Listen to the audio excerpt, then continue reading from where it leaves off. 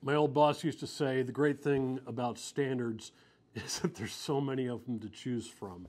So what exactly is a standard cup of coffee? I'm not talking about the thing you hold in your hand. I'm talking about a unit of measure. It seems to me that this should be a simple question with a simple answer, but it's not, and there's some history there. I'm Eric. This is the Mug Life. I didn't choose the Mug Life. The Mug Life chose me.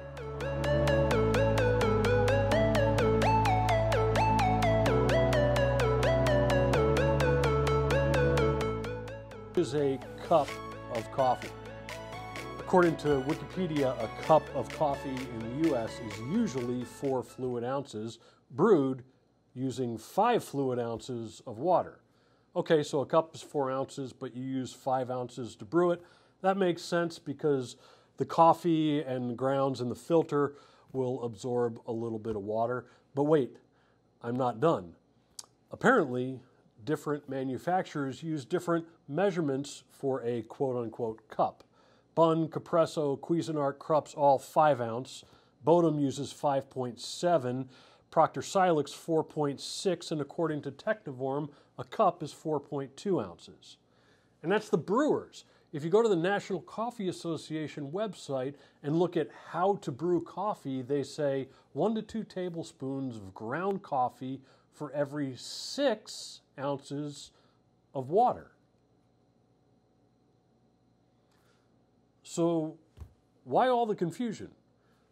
Really, there's no definite answer to that, but here's some interesting history and some possible explanations.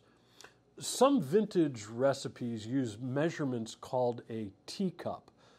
The origin of this measurement makes sense. Before every household had a standardized set of measuring tools in their kitchen, recipes were written using typical household items as measurement units. So teacup, tablespoon, and such. You can even find some measurements in old recipes like saucer, salt spoon, and wine glass, which is actually pretty similar to a teacup.